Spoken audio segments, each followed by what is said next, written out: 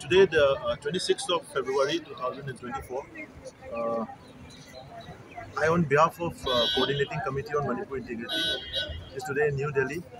submitting an urgent representation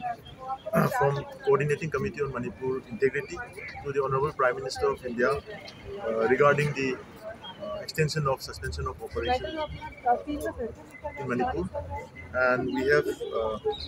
mentioned the subject that this letter is an urgent caution regarding the suspension of operation in Manipur, and as the suspension of operation agreement is likely to expire on the 29th of February, that is after 3 days, we are looking forward to the Honorable Prime Minister to take up certain